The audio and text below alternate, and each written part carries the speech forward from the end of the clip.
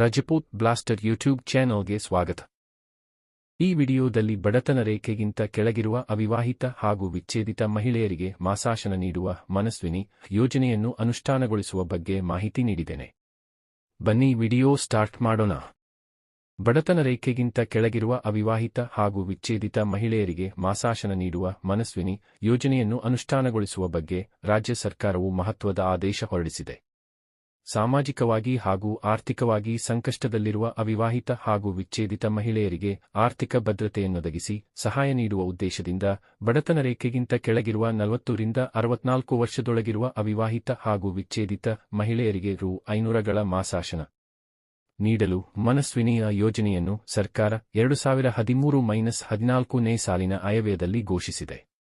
ರಾಜ್ಯದಲ್ಲಿನ ಬಡತನ ರೇಖೆಗಿಂತ ಕೆಳಗಿರುವ 40 ರಿಂದ 64 ವರ್ಷದೊಳಗಿರುವ ಅವಿವಾಹಿತ ಹಾಗೂ ವಿಚ್ಛೇದಿತ ಮಹಿಳೆಯರಿಗೆ ಆರ್ಥಿಕ ಸಹಾಯವನ್ನು ಒದಗಿಸಿ ಸಮಾಜದ ಮುಖ್ಯವಾಹಿನಿಗೆ ತರುವ ದೃಷ್ಟಿಯಿಂದ ರೂ. 500ಗಳ ಮಾಸಾಶನ ನೀಡಲು ಮನಸ್ವಿನಿಯ ಯೋಜನೆಯನ್ನು ದಿನಾಂಕ 01-08-2013 ರಿಂದ ಜಾರಿಗೆ ತಂದು ಆದೇಶಿಸಿದೆ.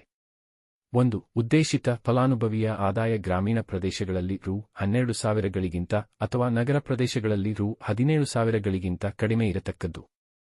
2. ಇತರೆ ಯಾವುದೇ ಸಾಮಾಜಿಕ ಭದ್ರತಾ ಯೋಜನೆಗಳಡಿ ಅಥವಾ ಯಾವುದೇ ತರಹದ ಪಿಂಚಣಿ ಇತ್ಯಾದಿಗಳನ್ನು ಸಾರ್ವಜನಿಕ ಅಥವಾ ಖಾಸಗಿ ಪಡೆಯುತ್ತಿರಬಾರದು.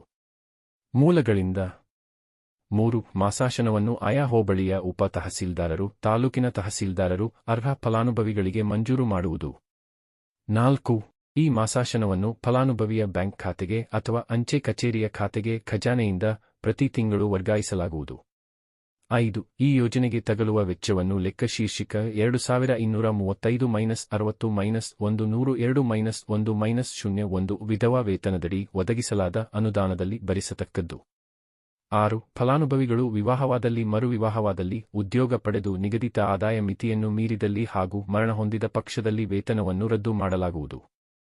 7. ಈ ಯೋಜನೆಯ ಇತರೆ ಸಂಪೂರ್ಣ ರೂಪುರೇಷೆಗಳು ನಿಗದಿತ ಅರ್ಜಿ ನಮೂನೆ ಹಾಗೂ ಮಂಜೂರಾತಿ ನೀಡಲಾಗಿದೆ. ಈ ವಿಡಿಯೋ ಇಷ್ಟವಾದರೆ ಲೈಕ್ ಮಾಡಿ, ಶೇರ್ ಮಾಡಿ, ಹಾಗೆ ಸಬ್ಸ್ಕ್ರೈಬ್ ಮಾಡೋದನ್ನ ಮರೆಯಬೇಡಿ. ಧನ್ಯವಾದಗಳು.